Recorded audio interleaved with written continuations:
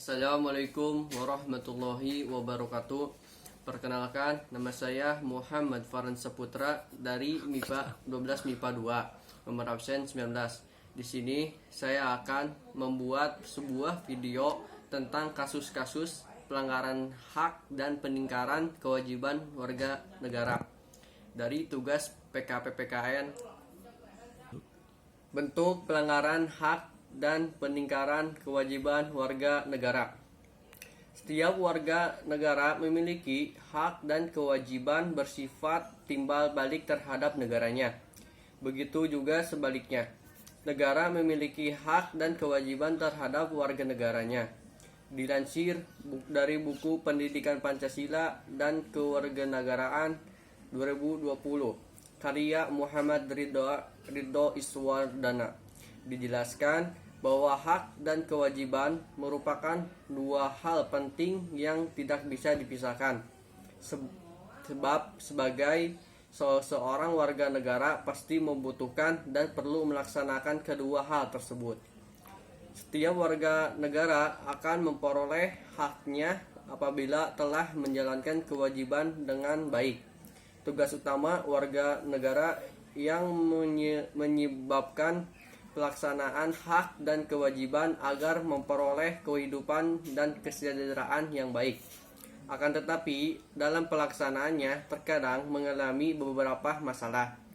Masalah yang sering terjadi adalah pelanggaran terhadap hak warga negara.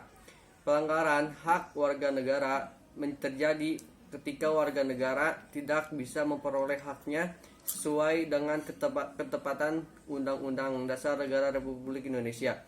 Pelanggaran hak warga terjadi akibat peningkaran terhadap kewajiban, baik peningkaran kewajiban yang dilakukan oleh pemerintah maupun warga negara sendiri.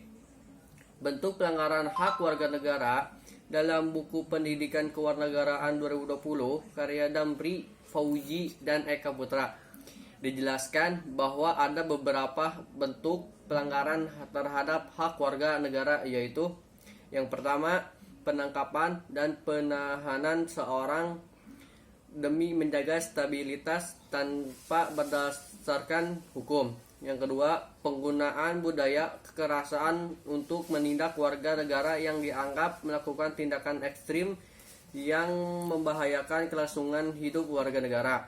Yang ketiga, pembungkaman kebebasan pers dengan cara mencabut syuk, khususnya terhadap pers yang dianggap mengkritis kebijakan pemerintah. Yang keempat, hukuman mati.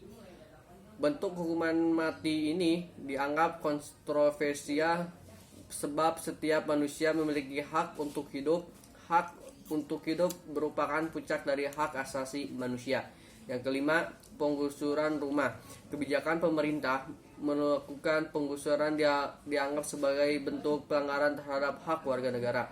Bentuk pengingkaran kewajiban warga negara. Pelanggaran hak warga negara salah satunya disebabkan oleh peningkaran kewajiban warga negara. Bentuk tindakan yang mencerminkan pengingkaran kewajiban warga negara antara lain: yang pertama, membuang sampah sembarangan. Yang kedua, tidak membayar pajak. Yang ketiga, merusak fasilitas negara. Contohnya, mencoret-coret bangunan milik umum, merusak jaringan telepon, dan lain-lain.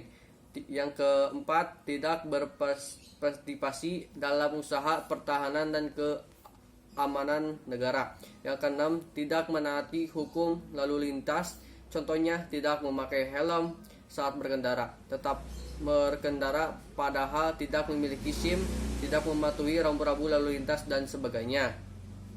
Cukup sekian dari saya tentang kasus-kasus pelanggaran hak di Indonesia. Terima kasih. Wassalamualaikum.